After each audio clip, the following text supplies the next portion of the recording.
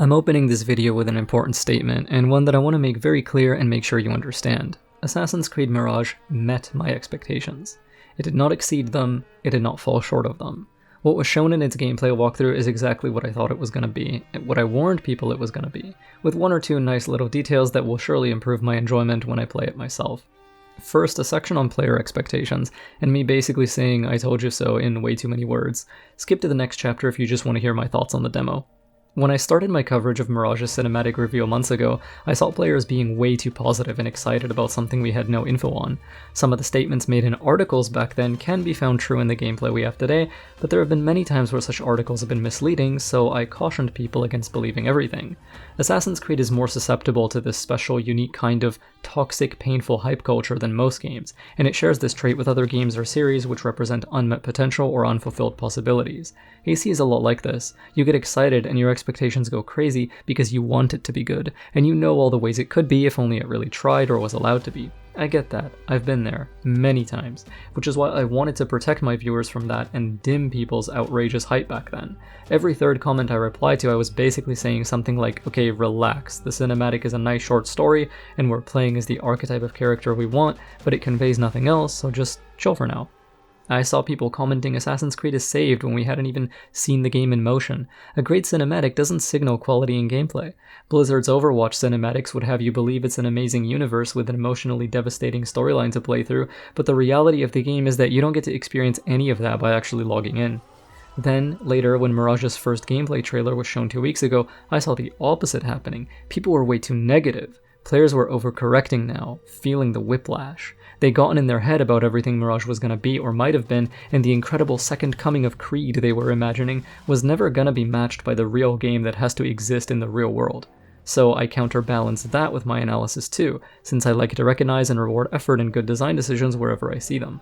My analysis got me comments from both extremes, people telling me I'm too cynical and Assassin's Creed fans will never be happy, and other comments telling me I'm way too optimistic and the game is gonna be unplayable trash. Meanwhile, I'm just sitting there, right in the middle, eating my cereal, a very confused look on my face because I'm not cynical at all, there's plenty of good stuff I've pointed out, and I'm also not hyping up anything. I was the first person to literally tell people to calm down when they were in their head about how great this game was gonna be. Here's a secret, you don't have to be a hype monster for a game, and you don't have to succumb to unbearable grief either. You can just look at it realistically. Or maybe don't do that because everyone will just accuse you of one or the other anyway. With this gameplay demo that was just shown, Mirage met my expectations. It looks like an average, fun Assassin's Creed game I'll enjoy playing, expressing myself as my favorite character since Altair. The devs are obviously trying to make the best of what they have to work with, including inheriting a lot of the problems the previous games inflicted on the series. If you can be happy with a decent Assassin's Creed that is at least trying to be Assassin's Creed for the first time in 8 years, then I think you'll probably have some fun. Anyway, let's talk about interesting things I noticed in this demo. I accurately predicted player-side movement was going to have no changes and be as simple and boring as it's been in the past 3 games, but that world design and interactable density would be the team's approach to giving us decision-making. I accurately predicted a lot of things actually, but that's the biggest one I got right. It matched up exactly. Basim is just holding forward when traversing space in this game, but by looking ahead and pathing into ingredients like this chasebreaker, this corner swing, this zipline, we can make interesting general movement decisions, even though we can't make specific movement decisions, because of the absence of buttons to press. I basically said this word for word in my gameplay analysis and it came true. At no point in this chase does Basim perform any special inputs. There are no back ejects, there are no side ejects. This was, as I predicted, the thing about this game that I would most dislike. I think people misinterpret my lack of disappointment for a lack of sadness, but it's not. I'm not happy about this. I'm just not let down by it because it's what I expected. I always knew this is what it was going to be. Again, I even tried to tell people not to get their hopes up. I've been doing it for months, and even more in the past 2 weeks after the gameplay trailer. So now is the time to release the hope that there might be interesting movement actions to input. This gameplay demo should be the wake-up call for players who are still holding on to that. Instead, this maintains the mechanical status quo of parkour in the last 3 games. However, it would be wrong to say world design doesn't make a difference. It really does. Drop Ezio with his movement freedom and depth into an open field in Valhalla, and then try your best to tell me world design doesn't matter. That one might be a little unfair, let's do something a little closer to what we're getting. Drop Bayek into Unity's Paris, a dense parkour playground, and let me know how it works out. Still not great, right? It's not just your actions, and it's not just the world, it's both. Baghdad's geometry is not only dense, urban, and full of object chains to path on, you can tell level designers tried to match the city to Basim's mechanical limits to provide him choices to make during traversal, even though we have no inputs but holding forward. It sucks, but it sucks less than what we had before. But it still sucks. Still, it should provide a marginally better experience than Valhalla, and we were never meant to expect anything else. I think some players believe what they wanted to believe when it comes to this. Devs said Mirage's movement is inspired by Unity in those first articles, but we all knew that's unlikely and too good to be true, so I discarded it immediately, even months ago. From the instant I heard that, I said to myself, how can I have this make sense? Do I really think movement will be more complex than Valhalla? No, obviously. So what's the real answer? Well, it has to be their world design and pathing, their routes. Lo and behold, that was exactly right. The decisions you make when pathing are pushed and pressured by other factors too, but I'll highlight those when talking about stealth.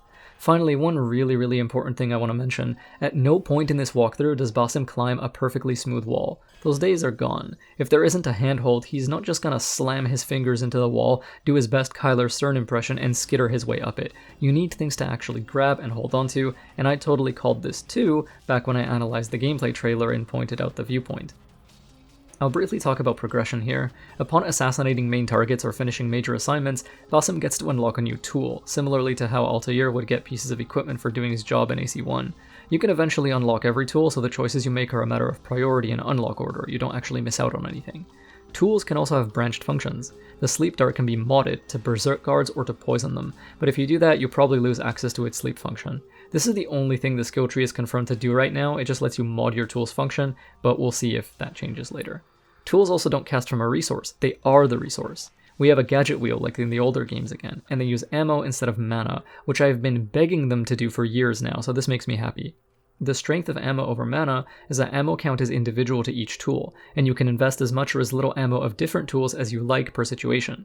With abilities that use mana or adrenaline, because they cast from a shared pool, using one inflicts opportunity cost on you, since you now can't use another. In Valhalla, if I use a sleep arrow, I can't use my smoke arrow now because they both come out of the same resource. In Mirage, if I throw a sleep dart, I can still use my cherry bomb to distract someone else. Extend this to all other tools.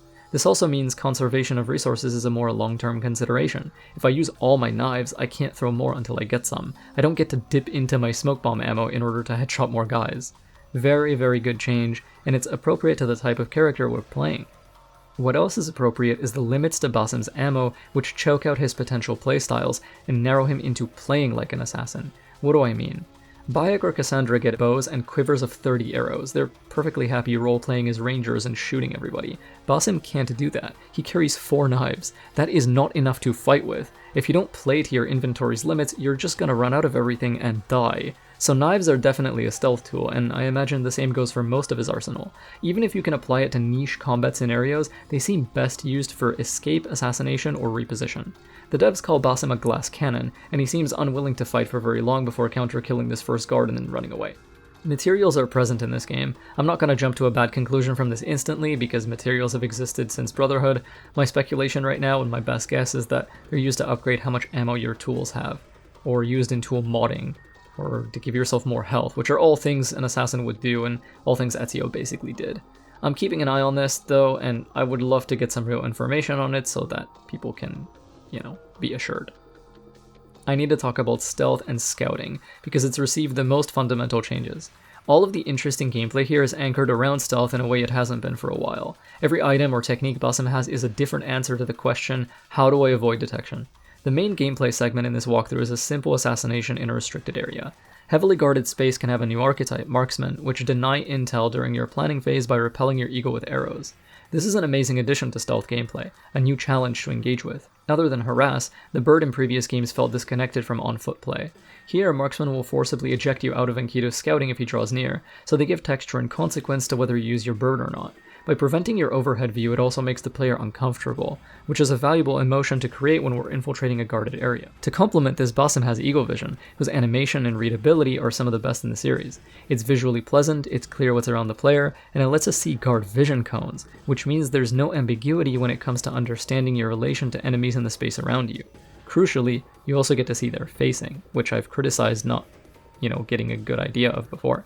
This communicates very clearly to me that they want stealth to be fucking strong. They give you the information you need to make effective decisions. Basim is clearly meant to be an absolute monster when striking unseen, and this all makes it obvious. What I like about it as well is that peeking into eagle vision while you're above enemies is a more comfortable angle to see those vision cones from, so it has resonance with an assassin's desire to be either above a crowd or inside one. Speaking of that, we see Basim passive blend AC2 style with a crowd of 4 civilians and become completely invisible to a guard walking past. The devs have also mentioned Basim can hire or create moving blend groups in some way, and the last time we had that was Black Flag. I want to see lots of blend groups in this game. Remember what I said about not having things for Ezio to use his movement on if he was dropped into Valhalla's plains? Well, blend groups and social stealth opportunities are also defined by world ingredients and whether those blend groups exist. Stealth grass or bushes return yet again. Deciding whether to include a little or a lot is one method they have to tune the difficulty of infiltrations, and it fits the setting since, as mentioned, Baghdad was a garden city with good amounts of plants and vegetation. Sleep darts are an obvious first choice for a player hard focusing stealth since they're usually pretty broken and enable any kind of playstyle. Noisemakers or cherry bombs are back from Unity, which we can use to turn people around, very appreciated. And poison mines, which have roots and revelations, are here too. We see Basim throw one down to set up his exit, and then a guard triggers it via proximity. Also, Chain Assassinate is back, and it seems decently sped up. I appreciate the knife itself doesn't have a lot of travel time. As soon as his arm whips it forward, the impact is almost instant. Please keep it that way, and if you want, actually consider speeding up the rest of the animation too.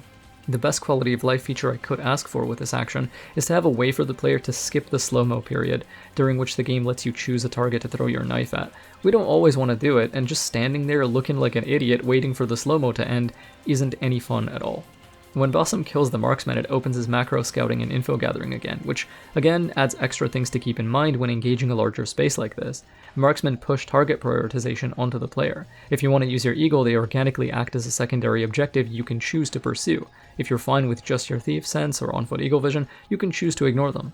The horn guys, or alarm raisers we saw in previous clips, are also a way to push target priority. Killing those alarm guys first makes your mistakes in the area less punishing, and lets you recover from localized stealth errors. To me, this continues to prove my point about this team's approach to designing Mirage's challenges. The buttons we can press aren't much deeper or more complex, but decision making is focused heavily on the world and how we engage with space. And crucially, both of these enemy types alter the texture of stealth rather than combat, which I think is a good sign. Seekers that check hiding spots are another, and the armored guards which can't be assassinated from the front are one more. All of these make you approach stealth around them differently, which might be fun since with tools and actions this powerful, Basim needs to be rivaled by enemy units that are special archetypes that can pressure him back. Speaking of powerful actions, we see how Assassin Focus actually works now, and I would much rather focus on analyzing it for gameplay consequence and the kinds of strategies it makes possible than waste my time bitching about anything else. Right off the bat, it is gloriously strong, while also carrying the exact kind of cost I wanted. I said I didn't want a cooldown, because that's too easy. I wanted it to refill through player behavior only, and that's exactly how it works. Focus costs these segments to use, and you mark a sequence of targets before executing. It does not come back by itself, and you need to regain it by doing manual stealth kills. Speaking of which, Basim does not get a lot of focus back from those stealth kills, so rebuilding this ability is not cheap and it will take effort to get it back, which is good because something so strong should have harsh limits. It's something you want to think twice before using because you know getting it back is so hard, especially since we have sleep darts, knives, cherry bombs, and smoke already, which are tools more than strong enough to handle most stealth situations. This technique has fascinating implications on gameplay, and I believe it'll be really enjoyable for passionate stealth players to figure out its various uses, since it does give you a burst of movement to reach your first mark. My initial predictions for what you'll see on people's streams day one is that I think beginners will hoard it for way too long or basically throw it away on situations they could have solved with tools, but strong players will actually use it for short-range dashes or to lengthen a kill sequence in a way that would otherwise be impossible. As for the aesthetics behind the ability, I don't want to hear a single goddamn thing. Do you remember fast-forwarding memory to a more recent one from AC1? That is all that's happening here. Basim's sequence of kills is just being fast-forwarded by the very uncomfortable full-body computer we're chilling inside of. If you don't like Assassin's Creed sci-fi elements, sorry I guess, I don't really know what to say to you.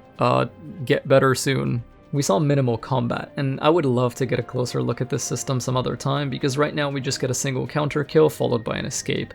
Basim can both kick and kill people after a parry, and the devs have directly stated that he's a glass cannon and basically has no health. If that's true, it makes sense why he would just run away here. Remember, it said that fighting is not our win condition, it's a state we never want to be in for very long. How they manage to make escape enjoyable when movement is so simple on the input side will be curious, but we know chase breakers like this fragile scaffolding are one way, so pathing into other such objects that create space between yourself and guards will probably be important. Notably, as he runs by these two guards making a roadblock, a very nostalgic guard action by the way, he quick drops smoke in order to run through. It looks like you can manually aim every tool you have, but you can also set shortcuts for a few of them to be quick-shotted, as we see when the tool wheel is open. Bossum's smoke capsule is one of these quick-shot shortcuts, so that's what he does when he runs past these guys. Overall, I like what I saw. I'm not happy that movement is mechanically dull, and I wish it wasn't, or that they give us more freedom to move in ways besides the ones they decide for us, which is what made manual jumps, ejects, and catch ledge so precious to us when parkour was at its strongest. But apart from that, they're generally making the right decisions, and a lot of the stealth and item-related elements are things I would do the same if I were making this game. One interesting thing is that general guard density seems to be quite high, which is probably part of what they meant when they said Unity inspired them. Guard density in Unity is some of the highest in this series, and Mirage is looking like it's got a lot of red guys per square kilometer. This makes sense if our tools and stealth verbs are strong and layered enough to engage with that level of challenge and guard density. Combat is a bit worrying in that we basically saw none of it, but the game doesn't want you to be fighting anyway, and Bossum is bad at it, so I suppose I can accept that for now, given his stealth is so hilariously strong. I appreciate the city's vibes and atmosphere as well. This type of setting is something I've always enjoyed from Assassin's Creed, and I don't really look forward to most settings in the series, but anything close to the feel of AC1 or Revelations, that always appeals to me a good deal. So, those are my general initial thoughts on Mirage's recent developer walkthrough. I wanted to get this out there quick, so there's probably one or two things I wanted to mention that I forgot about, but I'll remember what those are and we'll wrap back around to those later. I recommend you watch the dev breakdown video on this too, where they commentate over the gameplay themselves and point out a few things some people missed. It's not a must-watch or anything, but it has some nice bits of info. I'll retreat into the shadows for now and do some more thinking about things before coming back with videos on specific topics later. Thank you for watching, may fog shroud you, may stars light your way, and may the night keep you safe.